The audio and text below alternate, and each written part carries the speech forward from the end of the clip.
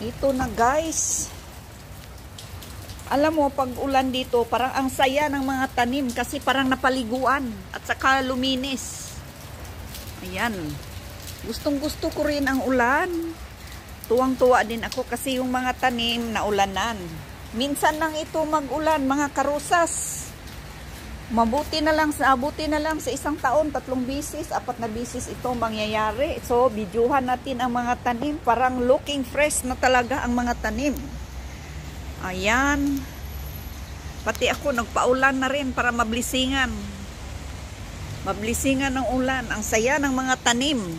Ayan, mas lalong tumaba itong talisay. Ayan. Gustong-gusto kong mag-video sa ulan. Kasi minsan lang ako nakakita ng ulan dito sa abroad. Ayan, ang presko ng tanim ko.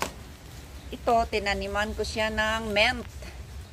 So, paganda ng paganda ito. Ito, yung taniman ito, may ano yan, may malunggay. Bunga ng malunggay. Ayan. Ayan, ito ang artificial grass na basa na. Di bali para luminis din ang alikabok matanggal. Ayan ang mga kahoy dito kahit sobrang laki na hindi pinuputol kasi malaking tulong ito pag summer. Ang sobrang init. So sa amin pag sobrang init, ang bakura namin hindi gaanong mainit kasi dahil sa maraming tanim. Pero magpunta ka sa iba sobrang init. Ito, may sampalok. Ayan, binidyuhan ko na ito lahat. Kasi ang sarap ng ulan. Preskong presko. Ito, may mga bulaklak. Bulaklak na kunti lang bulaklak. Ito, may mint tayo. Bago ko yung tanim. Ito, may ano tayo taniman, may bunga ng malunggayan. Ito taniman ko pa ito mamaya. Binidyuhan ko na ang ulan kasi ang sarap ng ulan. This is a big blessing. Ayan. Makita nyo lang gaano kasaya ang mga tanim.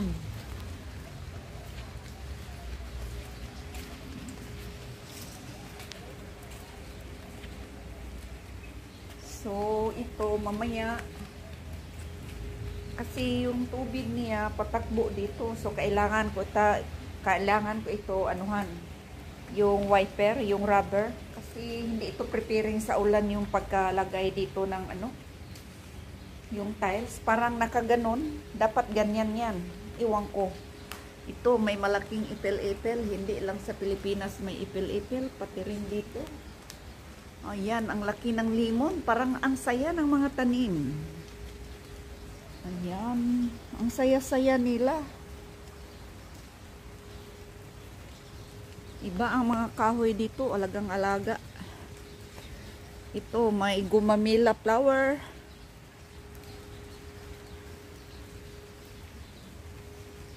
Ito, nabasa ng lamisa, ang sayang, pero di bali.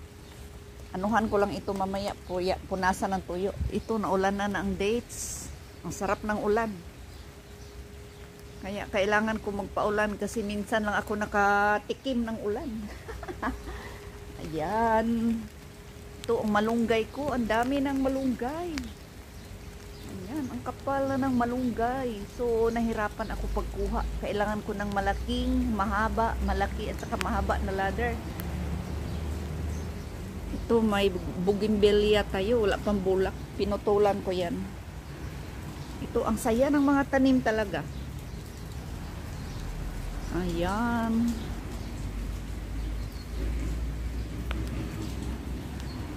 Sarap ng ulan.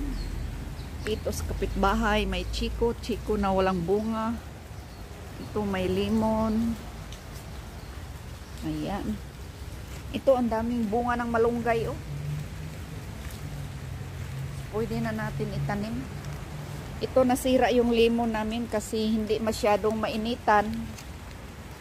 So, lagi lang dito nasa ilalim ng talisay kasi iwan ko parang kulang itong ng vitamins. So, bibili pa kami ng vitamins. Ayan, parang lumakas ang ulan. Dito ako sa ilalim, sa mihiwagang talisay. Ayan. Gustong gusto ko ito, kaya hindi ko ipaputol ito. Pag may magputol, hindi ko ito ipaputol.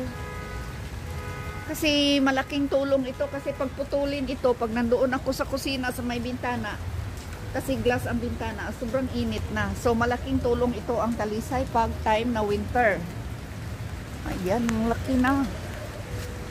Nakita niyong talisay.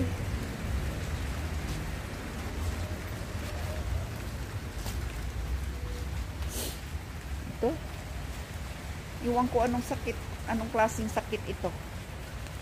Ano kayang klaseng sakit ito? Sinong agriculturist dyan? Paki-comment. Baka makita niyong video ko. Anong kailangan kaya dito? Anong klaseng sakit ito? Sa tanim, anong klaseng sakit ito? Tingnan mo, oh, parang yung tagiliran niya, parang nag-dry. Ito. Dry na dry. Parang nalaya. Anong tawag ba dyan? Yan. Siguro kulang lang sa dilig. Araw-araw ko naman ito dinidiligan. Ayan. Pati ito hindi na rin natubo kasi dahil sa talisay. Sayang naman. Pero sayang din ang talisay putulin kasi mahirap mag-alaga dito ng mga tanim. Ito na, maya kunti. Ayan, maya kunti. Magbaha na dyan.